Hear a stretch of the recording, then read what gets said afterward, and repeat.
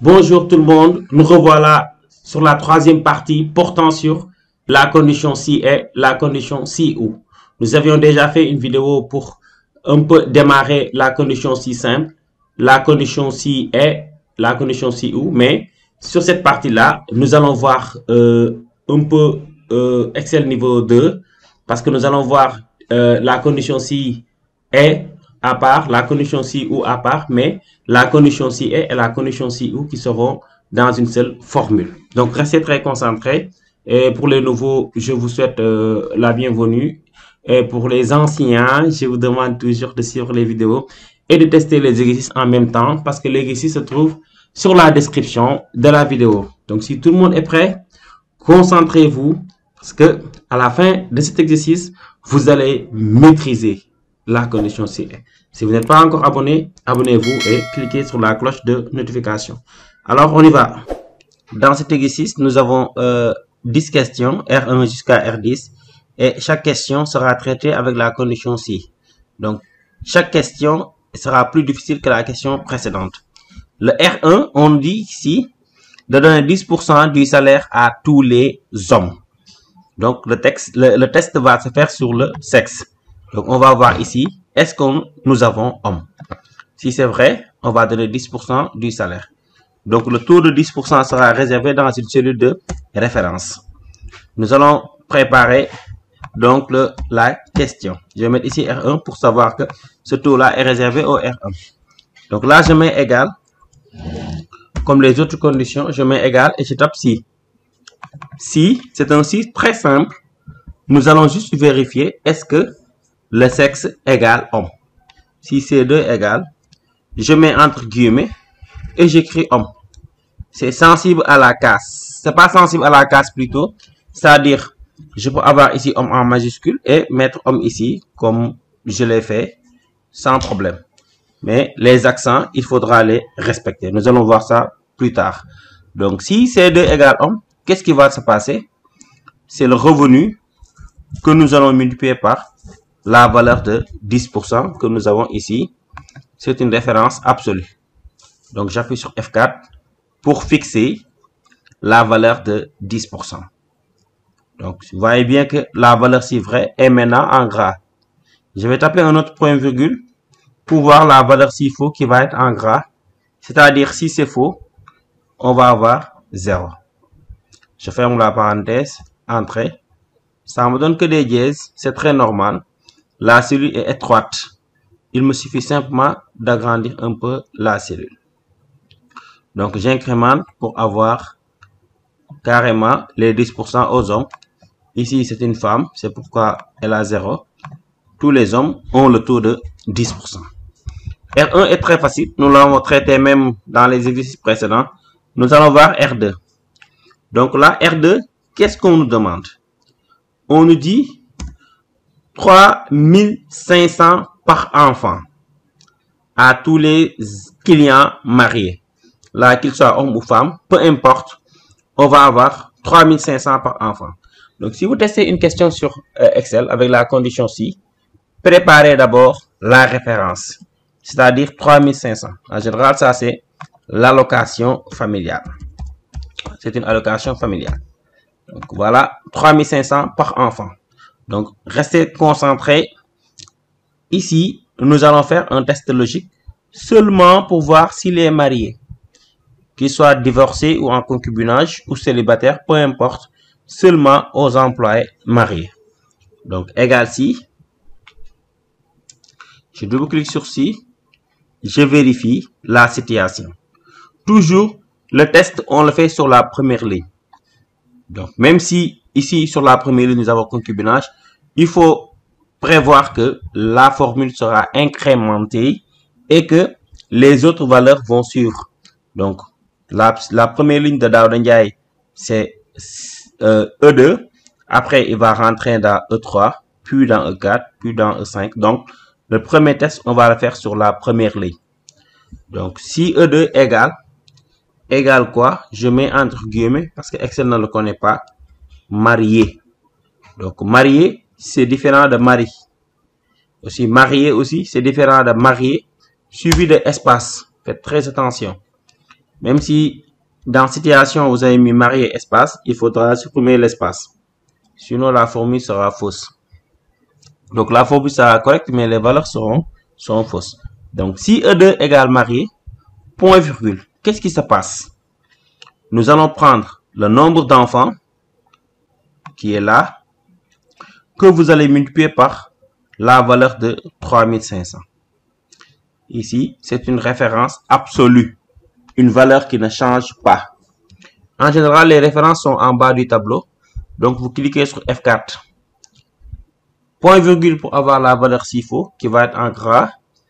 Point virgule. Ceux qui ne sont pas mariés vont avoir 0, tout simplement. Parce que ce n'est pas précisé. Je clique sur Entrée. Pour voir, vous allez voir que les mariés vont avoir 3500 par enfant. C'est très normal. Ici, il a un enfant, il a 3500. Celui-là, il a 10 500. L'autre a 3 enfants, mais c'est un célibataire. Ici, pour le R4, nous avons 8,7% à tous les employés mariés ou divorcés. Donc, je prépare le taux, comme d'habitude. R4, c'est 8,7%. Il peut arriver que en tapant 8,7, que Excel vous donne 9. Cela veut dire tout simplement qu'il a arrondi. Comme par exemple ici, il peut l'arrondir. Il vous suffit d'aller sur l'onglet Accueil groupe nombre, augmenter le nombre de décimales. Donc là, il me donne 8,7 si le client est marié ou divorcé. Nous avons deux conditions pour un seul résultat. Les deux conditions sont marié ou divorcé. Alors, le seul résultat, c'est 8,7. Donc, si vous avez deux conditions pour un seul résultat, vous allez passer par la condition si ou bien par la condition si est. Si vous avez plusieurs résultats, dans ce cas, vous allez passer par la condition si impliquée. Ce que nous avons fait tout à l'heure. Donc là, je mets égal et je tape si. Si quoi? Il faut qu'il soit marié ou divorcé. Donc, je vais mettre ou. Si ou. Vous allez voir valeur logique 1, valeur logique 2, et ainsi de suite. Première valeur logique. La situation égale marié. Marié. Donc, deuxième condition, je tape point virgule, donc pour avoir valeur logique 2. Vous avez bien vu. N'oubliez pas le point virgule. Deuxième condition, il faut que la situation soit égale à, entre guillemets, divorcé. C'est la deuxième condition. Donc, je ferme les guillemets et la parenthèse. Beaucoup d'étudiants oublient, après avoir mis E2 égale marié, oublient de mettre E2 égale divorcé.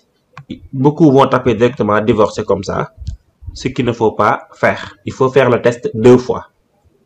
Donc, si E2 égale marié ou bien E2 égale divorcé, dans ce cas, on va avoir 8,7 fixé que nous allons multiplier par le salaire ou bien le revenu.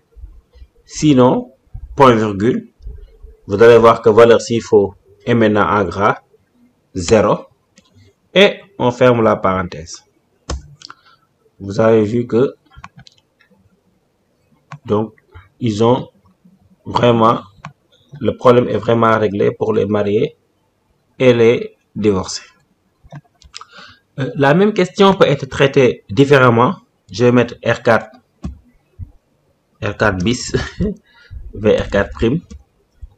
Là, c'est un si imbriqué, c'est-à-dire je peux tester pour les mariés et leur donner le résultat, refaire le test pour les divorcés et leur donner le résultat, sans passer par si ou. C'est plus long, mais c'est possible. Donc, un si ou pourrait être remplacé par deux si. Donc, si situation égale marié, je vais aller vite. point virgule, je donne 8,7% du salaire. Donc, si c'est faux, voyez bien, le deuxième point virgule, si c'est faux, je mets un autre si. Sinon, si. Si situation égale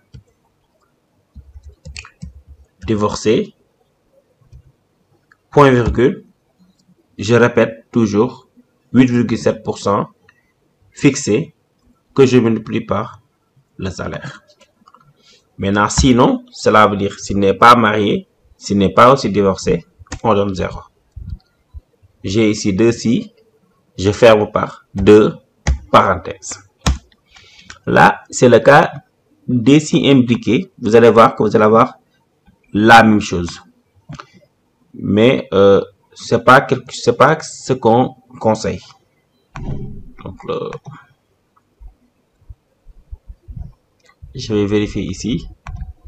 Il y a un problème. Pourquoi il met dièse valeur?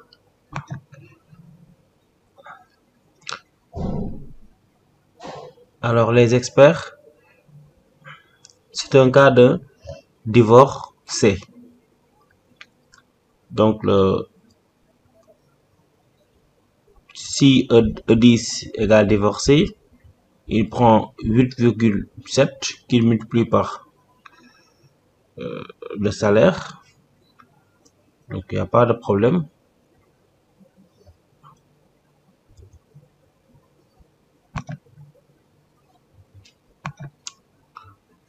Merci.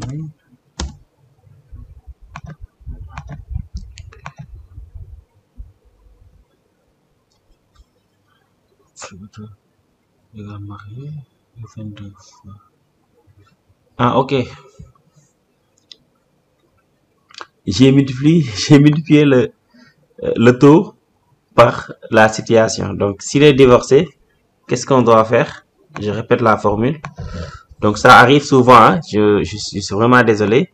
Je reprends la formule. Si c'est divorcé, là, au lieu de multiplier le salaire par 8,7, j'ai multiplié par le revenu.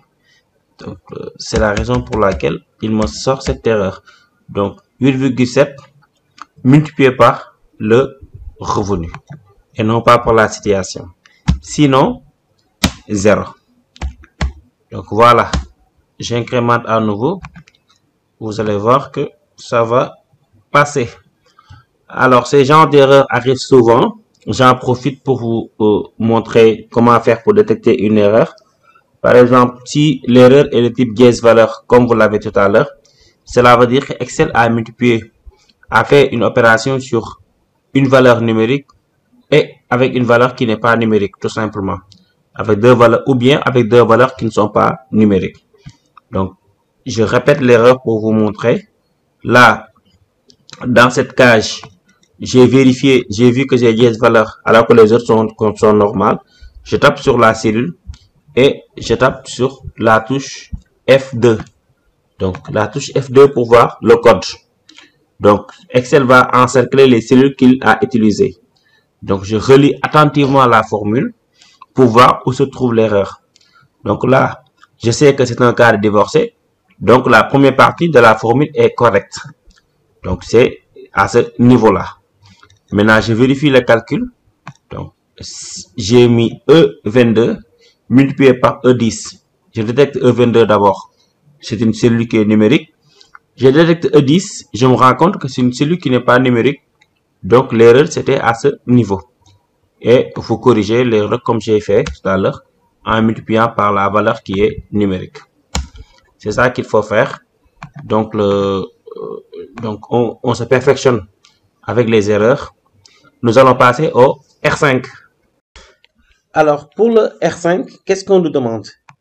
On nous dit que 2,35% à tous les clients mariés. Première condition.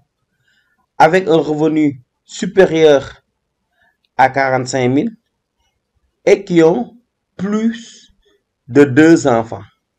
Qui ont au plus 2 enfants, c'est-à-dire qui ont un nombre d'enfants inférieur ou égal à 2. Au plus, cela veut dire inférieur ou égal à 2. Donc, comment nous allons faire? Donc, nous avons trois conditions pour un seul résultat qui est 2,35. Trois conditions: marié, revenu et nombre d'enfants. Et le seul résultat, c'est 2,35. Donc, je prépare le taux R5. Et le taux pour R5, c'est 2,35%. Donc, je reviens dans la cellule qui doit contenir le résultat. Donc, égal si. Plus que les trois conditions doivent être réalisées. Et chaque condition dépend de la condition précédente. Tout à l'heure, une condition peut aller sans l'autre. C'est la raison pour laquelle même on avait la possibilité de disloquer les deux conditions. On a un R4, un R4', cela veut dire qu'on peut traiter les deux conditions à part. Mais ici, obligatoirement, il faut qu'il soit marié et avoir un revenu de 45 000 et avoir au plus 2 enfants. Donc, il faut impérativement passer par la condition si et. Donc, si et, première condition, situation égale marié. Certains vont écrire mari dans situation et vouloir tester marié. Mari est différent de marié. Il y a beaucoup de maris qui ne sont pas mariés. Alors, deuxième condition, cela veut dire quoi? Il faut que le revenu, c'est-à-dire le salaire, soit supérieur à 62 à 45 000.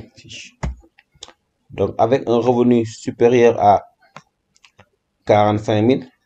Troisième condition, il faut que le nombre d'enfants soit inférieur ou égal à 2. Cela veut dire au plus. Donc, je ferme la parenthèse du « et ». Vous voyez bien qu'ici, valeur logique 3. Première valeur logique, c'était marié. Deuxième, c'était le salaire. Et troisième, c'est le nombre d'enfants. Je ferme la parenthèse du « et » et je tape point virgule. Si c'est vrai, si ces trois conditions-là sont vraies, nous allons avoir le salaire que nous allons multiplier par le taux de 2,35. F4, c'est une référence absolue. Sinon, pour les autres, c'est 0. Donc, je ferme la parenthèse et je tape sur Entrée. Donc, vous voyez que le si est très simple. Tout le monde peut le faire. Voilà, j'incrémente pour voir. Il n'y a que ces deux-là qui sont mariés avec un salaire supérieur à 45 000 et qui n'ont pas plus de 2 enfants. Donc, les autres, peut-être, ont plus de 2 enfants ou bien sont des célibataires, tout simplement. Donc, voilà. Le R5 est réglé. J'espère que vous avez bien suivi la vidéo et que vous avez bien compris ce qu'on a fait. Donc, je vais traiter le R6, le R7, le R8, le R9 et le R10 dans une autre vidéo parce que je ne veux pas faire des vidéos très longues. Donc, je vous demande de bien faire l'exercice, d'essayer de le traiter. Donc, je vais mettre cet exercice dans la description de la vidéo, corriger même pour permettre à ceux qui traitent l'exercice de pouvoir voir la correction. Donc, pour ceux qui ne sont pas encore abonnés, je vous demande de vous abonner, de me laisser des commentaires surtout si vous avez besoin de cours. Comme ça, nous allons les traiter. Donc, l'exercice Access que j'avais commencé aussi, je vais la terminer cette semaine. Merci beaucoup.